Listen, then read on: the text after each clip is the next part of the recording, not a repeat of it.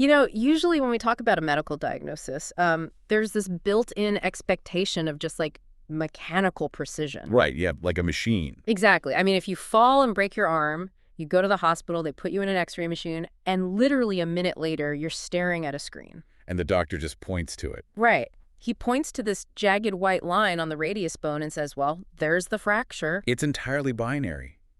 Like the bone is broken or the bone is intact. Yeah. The visual evidence is just right there in front of you, neatly categorized. And there's something, I don't know, deeply comforting about that.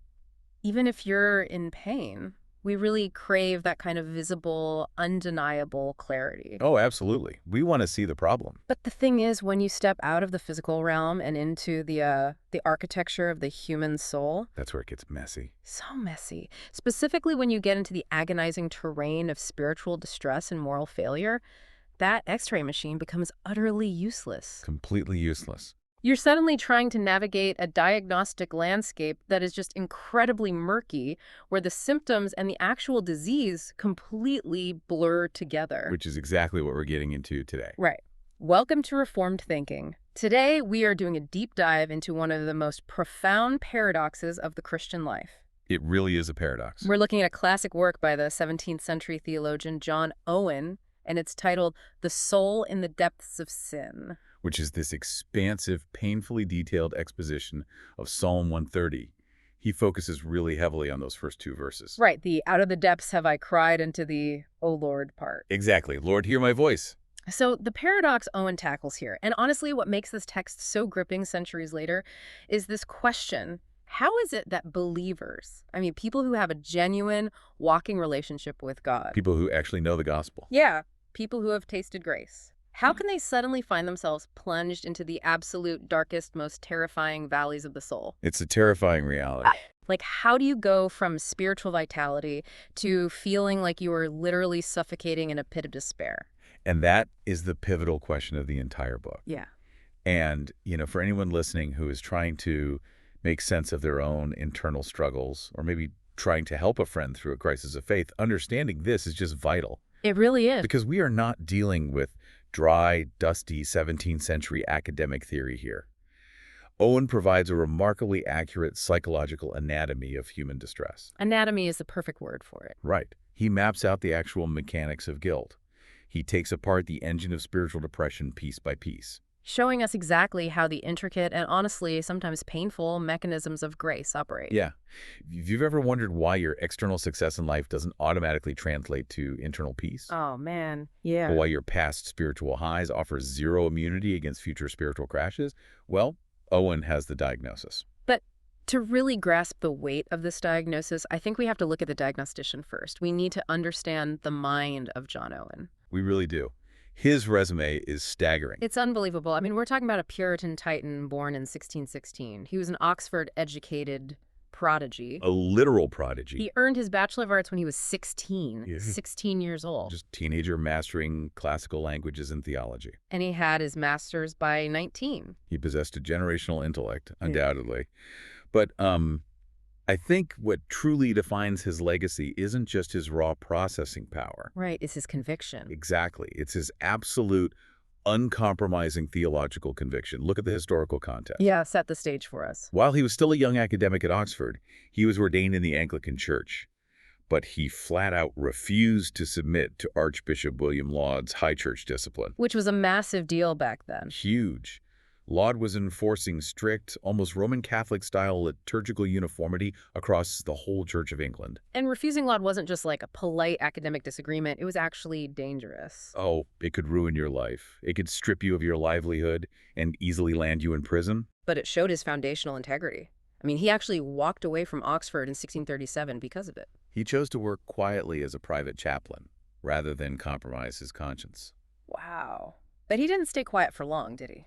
Not at all. Oh. His rise in both the academic and the incredibly volatile political spheres of 17th century England was just meteoric. Right, because he embraces independent church government, and then by 1646, he's preaching before the Long Parliament. And here's where the context gets truly unbelievable for anyone listening. Yeah, this blows my mind. He preaches to Parliament the very day after King Charles I is executed in 1649. The very next day.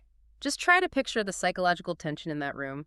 The nation has literally just committed regicide. They executed the monarch who claimed a divine right to rule. The country is totally fractured by civil war, drenched in blood, and staring into this unknown political abyss. And the men sitting in the pews listening to Owen are the very men who signed the death warrant. And Owen is tasked with standing in the pulpit to give them the word of God in that exact moment. It's wild. From there, he actually becomes Oliver Cromwell's chaplain. Moving right up the ladder. Yeah, he heads up Oxford University as its vice-chancellor during the Protectorate.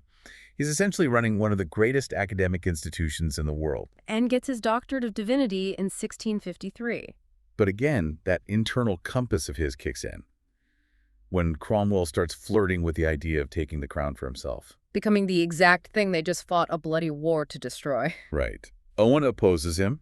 He separates from Cromwell, leaves Oxford, and eventually just pastors a large congregation in London until his death in 1683. So my analogy for Owen is basically this. He isn't some theoretician sitting in a pristine ivory tower, just abstractly pondering sin while sipping tea. No, not at all. He's a battlefield medic. A battlefield medic who has seen every single type of casualty. Yeah. He's navigating the highest, most treacherous political peaks of England and simultaneously trudging to the deepest pastoral valleys. Guiding a local church through plague, fire, intense religious persecution. So he's writing about the depths because he has personally been in them, and he spent decades pulling other people out of them. The works he produced during these years, like the death of death and the death of Christ and on the mortification of sin, they were forged in a furnace. This is definitely not peacetime theology. No. So when Owen turns his attention to the soul in distress, you know his insights are battle-tested. He approaches the soul with the precision of a surgeon. But also with the deep empathy of a fellow sufferer who knows exactly what it's like to bleed. Absolutely. So let's turn to the actual text of Psalm 130 then. The psalmist cries out of the depths have I cried unto thee. Right. Now, the source material points out that ancient scholars, like John Chrysostom, they interpreted the word depths metaphorically. They assumed it meant the depths of the psalmist's own heart. Yeah, the idea being like, I'm crying out to you from the very bottom of my heart with total sincerity. But Owen completely dismantles that interpretation. He goes straight to the original Hebrew text. As he always does. Right. The word used for depths is mamakim, and it's actually plural. Oh, interesting. Plural. Yeah. Owen traces its usage throughout the Hebrew scriptures and shows it really doesn't align with Chrysostom's view of just a sincere heart. So what does it mean? It literally refers to deep valleys or deep places, and particularly deep miry waters. You have to put yourself in that ancient Near Eastern mindset. Valleys and deep waters weren't places of scenic beauty back then. No, they were places of absolute horror. Right. They represented darkness, total isolation, helplessness, just the terrifying inability to find any solid footing at all. It's a spatial metaphor for drowning. You're at the bottom of an ocean trench, the pressure is crushing you, and your lungs are burning. And Owen takes this concept of the depths and divides it into two distinct categories. Which is so helpful. Very. First, he outlines what he calls providential depths. These are your outward distresses, the external calamities of life. He references Psalm 69 for this. I stick in the mire of the deep. The flood overflows me. This is that visceral feeling of your life externally collapsing. Like you lose your job, your health suddenly fails, your spouse leaves you. Your reputation is totally shattered. You are literally drowning in terrible circumstances. And those providential depths are very real and very painful.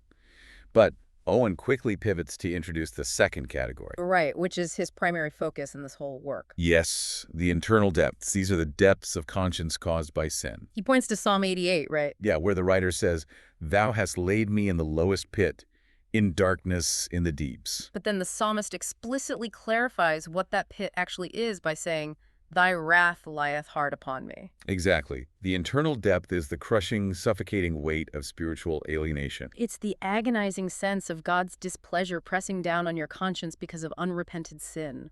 Okay, I have to play devil's advocate here for a second, because human nature violently resists this prioritization. Oh, completely. If you're listening and you are drowning in external problems, say Your bank account is overdrawn, you're facing eviction, your family is falling apart. You're stuck in that providential mire. Exactly. Our entire biological instinct is to fix the external circumstances first. You have to bail the water out of the boat before it sinks. Right. Why does Owen insist that we have to look past those glaring, immediate symptoms and focus almost exclusively on this invisible internal issue of sin? Because Owen fundamentally understands the mechanism of true healing. He doesn't deny that external affliction and internal distress often happen at the exact same time. Yeah, he quotes David saying, "Deep calleth unto deep." Right. The external affliction often acts as an alarm bell. It awakens a dormant conscience to the internal reality of sin. Okay, I see. But Owen makes this brilliant, crucial medical distinction here. Sin is the disease, affliction is merely the symptom. Like a fever and an infection. Precisely. If a doctor walks into your hospital room, sees you sweating and shaking with a 104-degree fever, and only gives you a cool cloth and some ibuprofen. They're just treating the symptom. Right. You might feel a temporary relief for an hour or two. But if they ignore the raging bacterial infection in your bloodstream that's actually causing the fever... You're still going to die. Exactly. Yeah. Owen is arguing that in order to effect a true, lasting spiritual cure, the disease itself, the alienation from God through sin, is what must be aggressively treated. If you cure the root disease, the symptom, the external affliction, will either depart on its own or its fundamental nature will change. Yes, it will no longer feel like this crushing weight of divine wrath, but rather a refining fire of fatherly discipline. Which can actually be endured with peace. Exactly. Owen uses two massive biblical case studies to prove this point, and he doesn't pick obscure edge cases. He picks the heady hitters. The biggest names. He starts with Noah. Now, the biblical text explicitly calls Noah a just man, perfect in his generation, and states that he walked with God. This is a man who maintained his moral integrity when the entire global population was literally drowning in violence and corruption. Right. He builds the ark, survives the apocalypse, experiences this miraculous deliverance, and what's the very next thing he does? He plants a vineyard, makes wine, and falls into a drunken stupor. He gets blackout drunk and lies uncovered in his tent. And the collateral damage is horrific. It leads to the unnatural, disrespectful conduct of his son, Ham. When Noah wakes up and realizes what happened, the psychological whiplash is staggering. He ends up pronouncing a generational curse on his own grandson. Noah went from the absolute peak of spiritual communion with God, surviving the flood by faith, straight into an inextricable, ugly distress, entirely of his own making.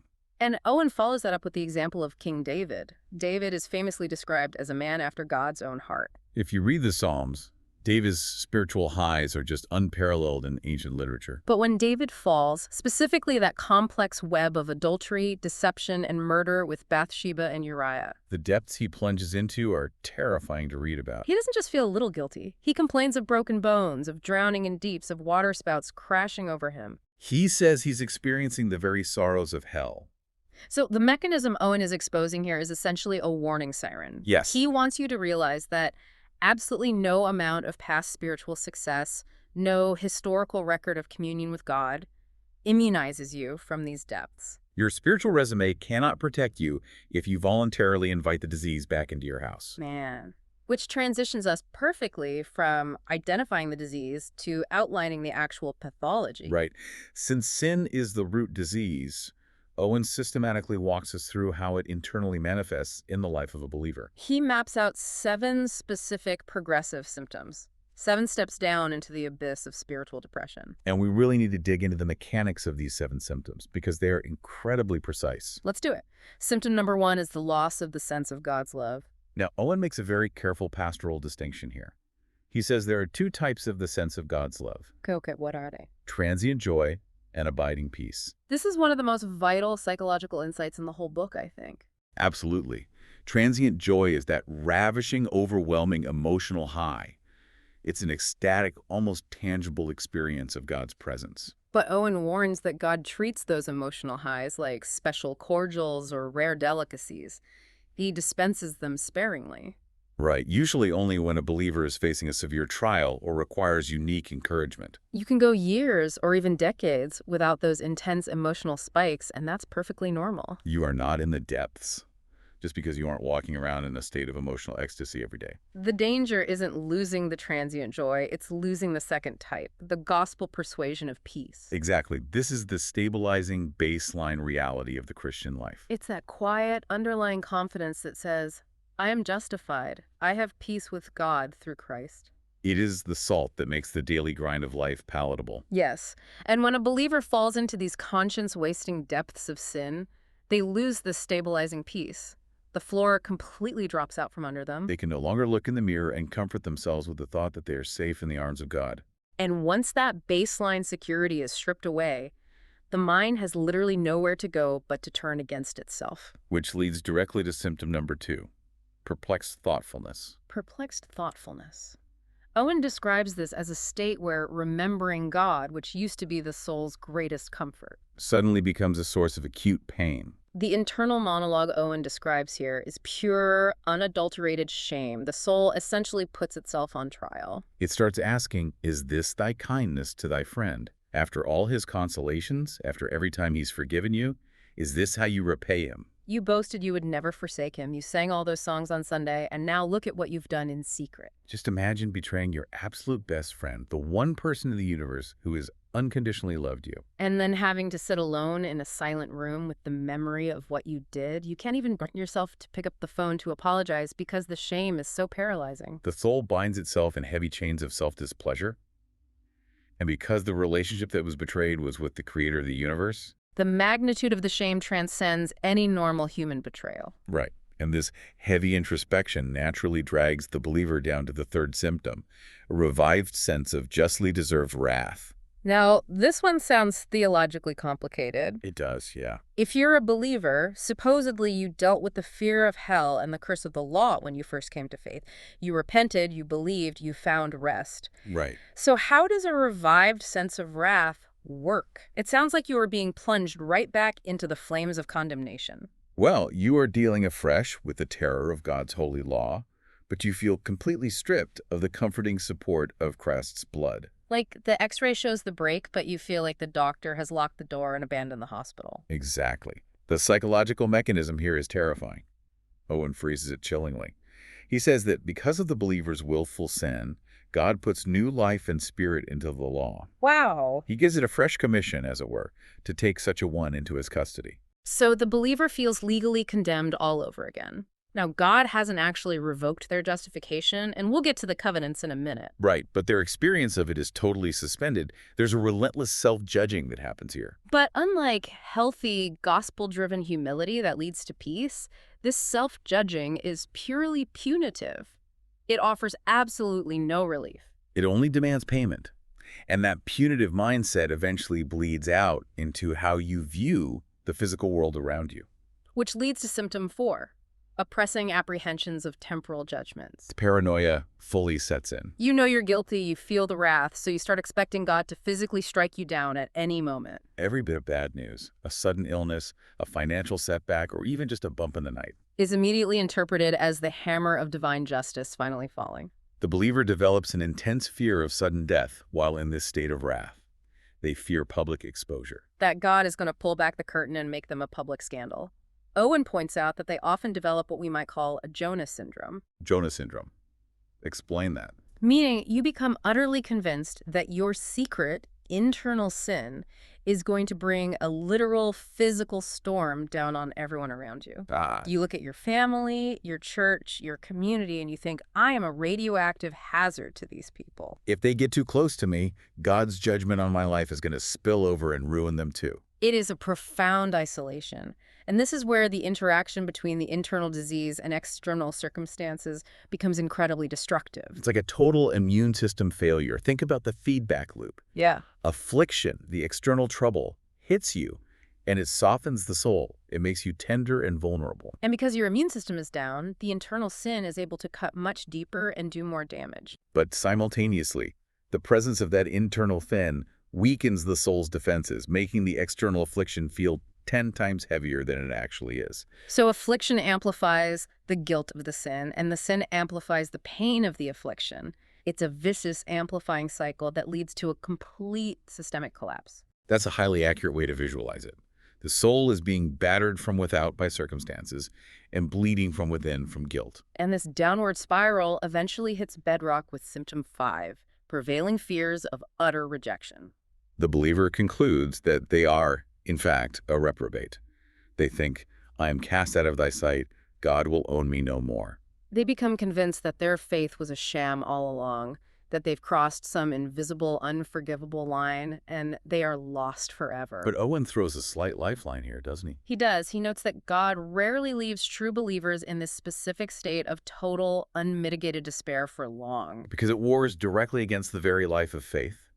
Despair is paralyzing. It prevents you from even attempting to seek God. But even a short season trapped in this horrible pit of feeling rejected is absolute agony. It is a true dark night of the soul. Which brings us to symptom 6. And in some ways, this might be the most insidious one.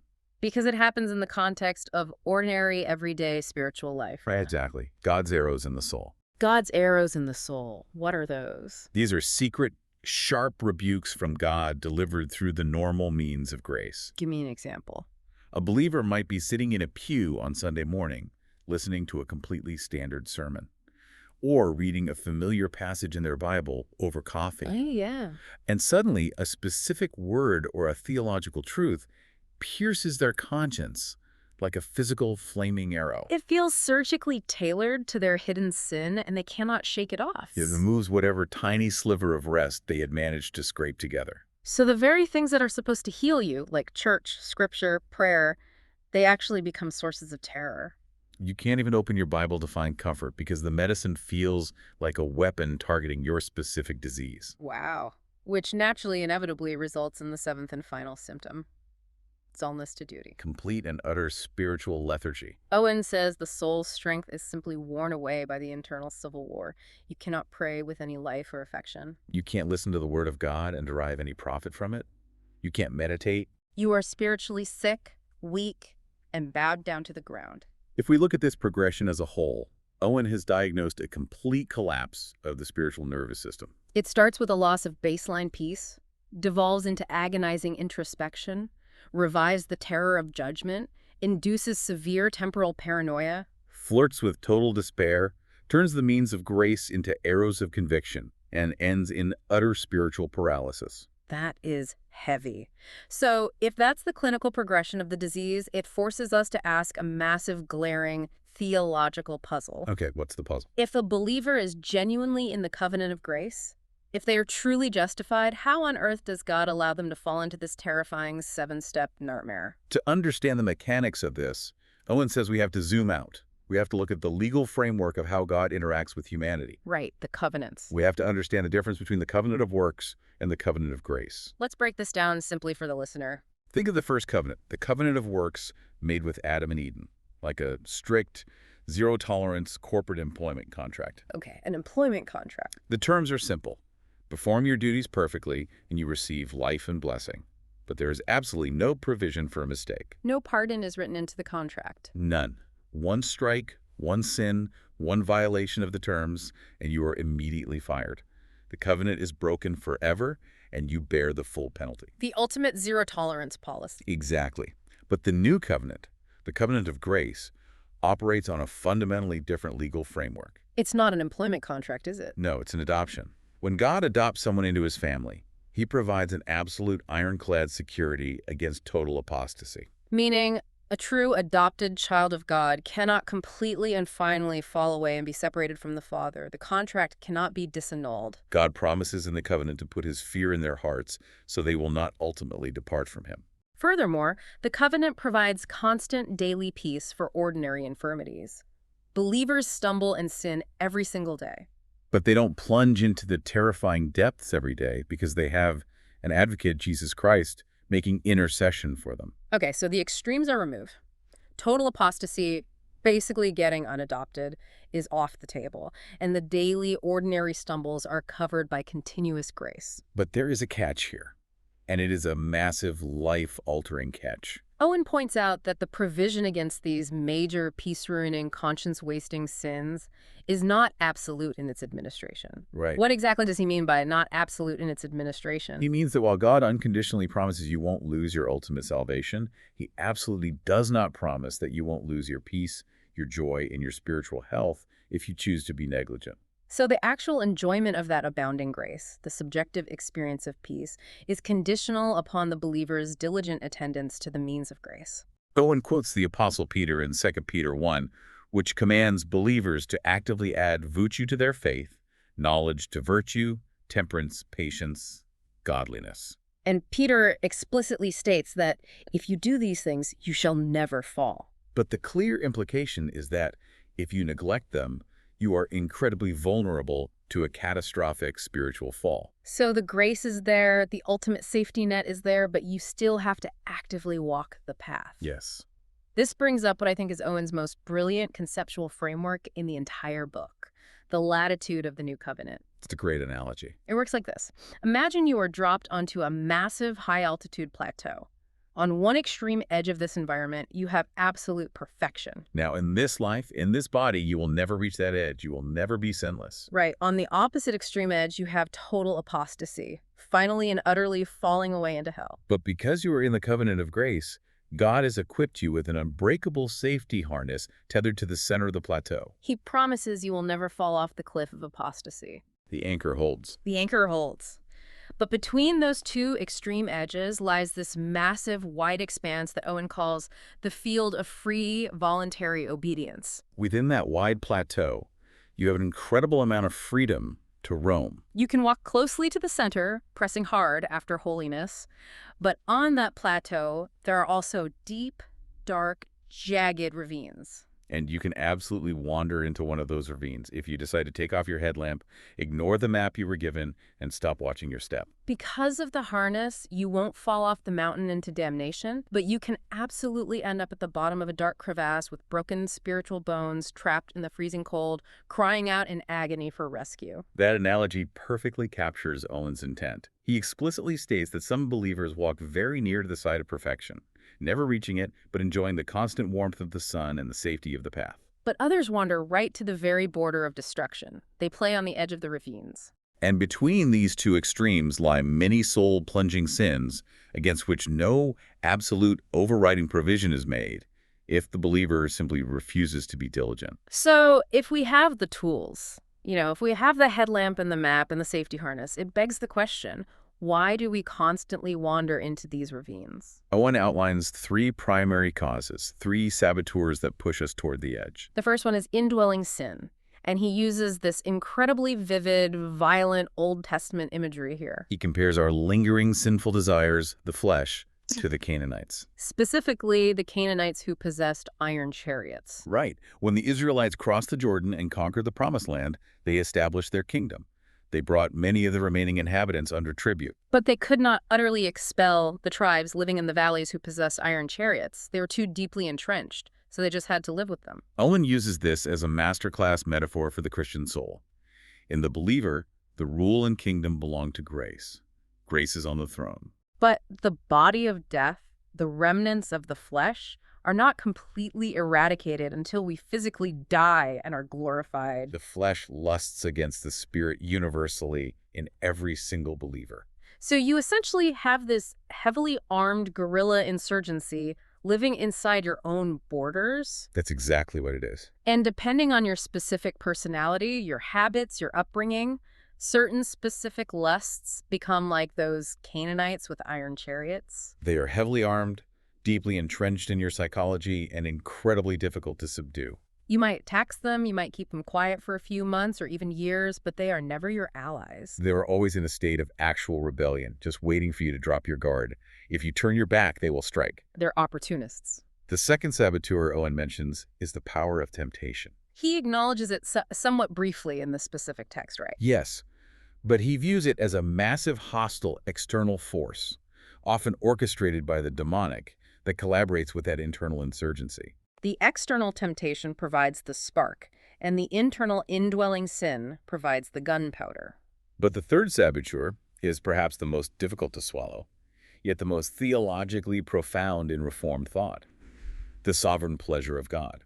This is where we have to tread carefully, but honestly. Owen points out that God deals with his saints with an incredible variety of discipline. Two different believers might commit the exact same provocation, the exact same sin, under similar circumstances. For one, God might administer a gentle stroke of the rod, a mild internal rebuke that brings them quickly to tears and repentance. But for the other believer, God might withdraw his sensible presence, allow them to stumble into the ravine and suffer broken bones in order to deeply, permanently humble them. And this highlights Owen's intense spiritual realism. There is absolutely no room here for naive, victorious life optimism about the Christian walk. You cannot expect a truce with your own internal iron chariots. If you try to negotiate a peace treaty with your own sin, you are setting yourself up for an ambush. And regarding God's sovereignty, his discipline is often unpredictable from our limited vantage point, but it's invariably aimed at our ultimate holiness. Sometimes a gentle rebuke is sufficient. But sometimes a soul is so encrusted with pride or self-reliance that it requires the severe mercy of the depths to shatter that pride and rebuild them on the foundation of Christ alone. We've mapped out the plateau, we understand the guerrilla warfare of the saboteurs, but now we need to look at the actual missteps. Like we said earlier, not every trip on a rock plunges you into a ravine. The daily infirmities of life are covered by daily grace. But there are specific, highly destructive actions that trigger Owen's worst-case scenarios. Owen isolates 7 specific missteps, or what he calls sins with aggravations. These are the things that take an ordinary stumble and turn it into a conscience-wasting catastrophe. Let's analyze the mechanism of each one. The first aggravation Owen identifies is sinning under signal enjoyments of love. What does that look like? This occurs when a believer commits a sin right after God has given them a profound, undeniable sense of his kindness. Oh, wow. So you've just experienced a season of incredible spiritual sweetness, maybe during a retreat, or after a long season of prayer where you felt God's presence vividly. You feel utterly undeserving of his grace, and then almost immediately you turn around and walk right back into negligence or a deliberate, known sin. The psychological whiplash of that is what makes it so devastating. Owen uses King Solomon as the prime example here. The biblical text points out that Solomon fell into catastrophic idolatry after God had appeared to him twice. It's not just the sin of idolatry, it's the audacity of committing it after staring into the face of God's favor. When your conscience eventually wakes up, the realization that you spat in the face of a God who had literally just embraced you is what plunges you into the depths. The second aggravation operates on a similar principle, but on the exact opposite end of the circumstantial spectrum: sins after great afflictions. In this scenario, God has just mercifully delivered you from a furnace of trouble. You were in the hospital or facing financial ruin, crying out desperately for mercy. God hears you. He rescues you. He stabilizes your life. And instead of walking softly and in profound gratitude, you go on, as the Puritans would say, forwardly. You act stubbornly. You treat the rescue with contempt and immediately return to your old self-destructive habits. I think of it like surviving a massive near-fatal heart attack. You're lying in the ICU, weeping, promising the doctor and your family that you'll completely change your lifestyle. You get discharged, and the very first thing you do is walk into the hospital parking lot and light up a cigarette. The sheer arrogance and ingratitude of that action is what eventually breaks the conscience. It's a betrayal of the mercy you just begged for. Man. The third aggravation is breaking off from strong convictions. This is a very specific internal dynamic. It is the act of yielding to the world or to a lust right at the exact moment you were almost persuaded to yield to the Holy Spirit. You feel God actively calling you to give up a specific sinful habit or calling you to step into a new area of obedience. You feel the pull of grace. Your conscience is awakened. And you deliberately, forcefully say no. You consciously choose your own comfort, your pride, or your sin over the clear leading of the Spirit. You look at the exit ramp God is providing, and you intentionally swerve the car back into oncoming traffic. The fourth aggravation is slightly different because it isn't necessarily a dramatic, fist-shaking rebellion. It's the sudden forgetfulness of special love. This is simple, careless, apathetic neglect. God draws near to you. He grants you a sense of profound peace and communion. And instead of guarding that flame, instead of stoking the fire through prayer and meditation, You just get distracted. You let the endless scroll of social media or the demands of your job or sheer laziness take over, and you let the fire simply go out from lack of wood. it is the sin of deep apathy toward the divine. And that apathy leads perfectly into the fifth aggravation, which is perhaps the most surprising and convicting point Owen makes in the entire book. Neglecting great opportunities and gifts. I want to quote Owen's exact phrasing here because it is haunting. He writes, "Disquietments and perplexities of heart are worms that will certainly braid in the rust of unexercised gifts." We really have to unpack the mechanics of this because it challenges our entire modern conception of morality. We usually define sin as an active commission, doing something objectively bad. Stealing, lying, cheating, committing adultery. But Owen is arguing that the rust of unexercised gifts breeds worms. How does mere spiritual laziness, just sitting on the couch, keeping to yourself, and not using your talents, transform into an active, soul-plunging distress? Why is God so profoundly offended by a hidden, unused talent? To understand this, you have to understand the theology of a gift. In the Reformed understanding, if God gives you a gift, whether it's a natural ability to teach, a capacity for extreme generosity, a talent for administration, or a deep empathy for counseling others. He does not give it to you as a personal accessory to make you look good. No, he provides it as capital to be traded and invested in the economy of his kingdom. Owen says that the opportunities God places in your life are the market days for that trade. When you take that gift and hide it in a napkin, when you refuse to engage, you are actively robbing God of the revenue of glory and honor that he is rightfully owed through your service. So passivity is never neutral. Passivity is a massive breach of trust, and Owen's metaphor of rust is scientifically brilliant even for the 17th century. When a piece of iron sits unused and exposed to the elements, it doesn't just stay the same, it oxidizes. It actively decays. The rust literally eats away the structural integrity of the metal until it crumbles. In the spiritual realm, unexercised gifts don't just sit dormant in your soul, they decay. And that decay breeds a deep, toxic internal disquietment. Because on some fundamental level, you know you were made for more.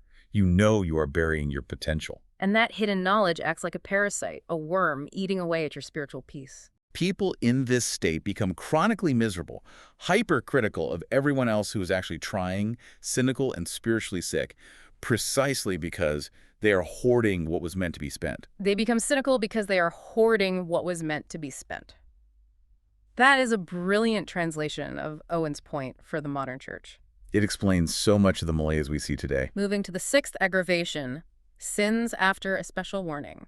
You're wrestling with a temptation, a secret sin you haven't told anyone about, and God, through his providence, maybe through a sermon that happens to be on that exact topic, or a random conversation with a friend who brings it up unprompted, Sends a warning that feels like it was laser targeted right at your chest. without a shadow of a doubt that God is speaking directly to you. He is offering you a way out. And you blow right past the warning sign. If you ignore the warning sirens and crash the car, the blood is entirely on your hands, and your conscience will torture you with the memory of that specific warning. Finally, the seventh aggravation, sins that bring public scandal. If a believer's sin breaches the private sphere and becomes public, causing the name of God, the gospel, or the church to be mocked by the unbelieving world, God will almost certainly take severe, painful notice of it. He will chasten that believer deeply, often focusing his discipline more heavily on the public scandal and the damage done to his reputation than on the private act itself, because the honor of the gospel has been actively compromised. When you look at these 7 aggravations, you see that if you commit these types of sins, you aren't just accidentally tripping on a loose rock on the plateau. You are actively, deliberately throwing yourself headlong into the ravine. Which brings us to the ultimate question of this deep dive. Why are these specific aggravated sins so devastating to the conscience? What are the underlying, invisible theological mechanics of this catastrophic fall? Owen concludes by giving 2 overarching reasons, 2 profound tragedies that occur when we sin in this manner. The first tragedy is that these sins fundamentally violate the new principle of grace within the believer. This is a crucial concept.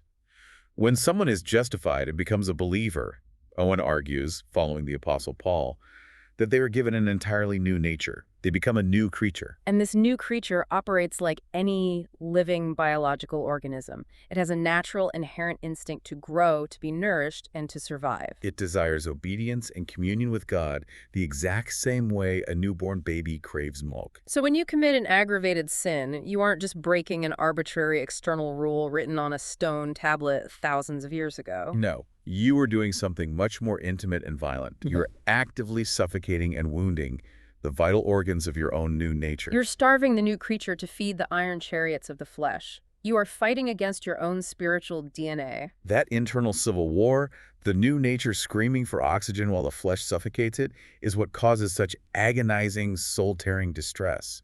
You are violating who you fundamentally are in Christ. And the second tragedy, which Owen seems to suggest is the greatest provocation of all, is that by staying in this sin, you violently neglect the ready supply in Jesus Christ. This is where the tragedy moves from being painful to being almost incomprehensible. Christ is right there in the room with you. The advocate is standing by. He is constantly offering relief.